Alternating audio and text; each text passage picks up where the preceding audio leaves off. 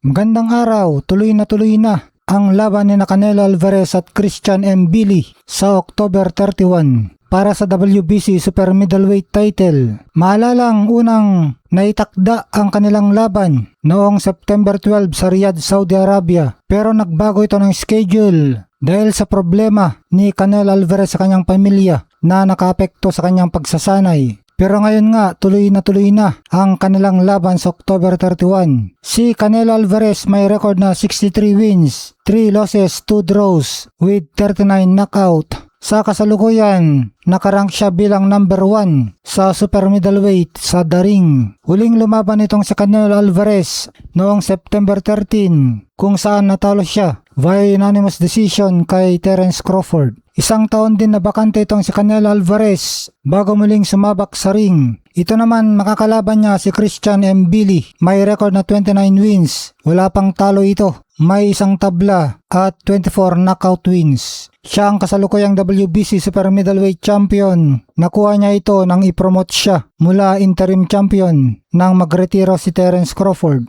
Siya ay 31 years old. Ang huling laban niya ay kay Lester Martinez kung saan nagresulta sa split draw. Handa na daw sa Mbili na patunayan ang kanyang sarili kontra sa isa sa pinakasikat na pangalan sa larangan ng boxing na si Canelo Alvarez. At si Canelo Alvarez naman, ang layunin niya ay muling maging world champion at bumawi mula sa kanyang huling pagkatalo. Samantala, Mexican Destroyer Andy Ruiz Jr. balik pakikitigma sa September. Handa na muling magpakawala ng mga matitinding kombinasyon itong dating Unified Heavyweight Champion na si Andy Ruiz Jr. matapos ang 2 taong pahinga sa boxing. Si Andy Ruiz ay may record na 35 wins, 2 losses, 1 draw with 22 knockout. Makakalaban niya ang Polish heavyweight contender na si Damian Kainiba. May record na 17 wins, 1 loss with 11 knockout sa September 4 sa New Jersey, USA.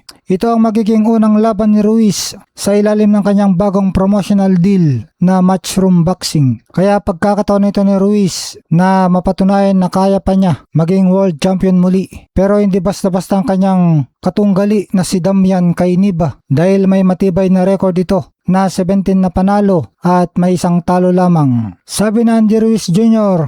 na ang kanyang misyon ay muling maging heavyweight champion of the world. Gusto daw niya ang WBC belt at The Ring belt.